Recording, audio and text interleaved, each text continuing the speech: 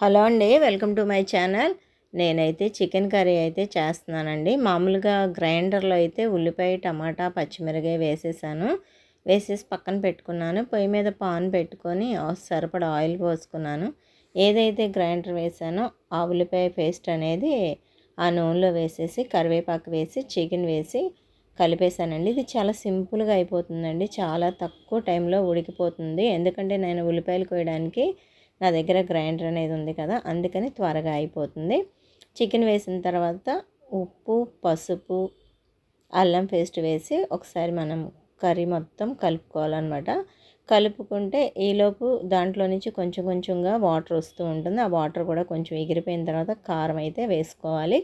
కారం వేసుకున్నాక మసాలా వేసుకోవాలండి. నేను ఏమేమి మసాలా వేసానంటే జీడిపప్పు, బాదం పప్పు, పుచ్చపప్పు, అలాగే గసగసాలు, ధనియాలు, చెక్క, లవంగాయలు, యాలుక్కాయలతో మసాలా చేశాను.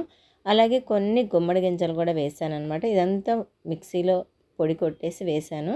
ఈ కర్రీలో అంటే చికెన్ కర్రీలో ఈ మసాలా వేసుకుంటే చాలా చాలా బాగుంటుందండి.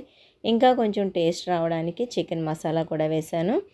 అలాగే కస్తూరి మేతి, కొత్తిమీర వేశాను. ఈ కర్రీ మనకి బిర్యానీలోకి, రైసు, చపాతీ, పొరోటా, లాస్ట్కి అట్టులో కూడా బాగుంటుందండి. అసలు చాలా చాలా బాగుంటుంది.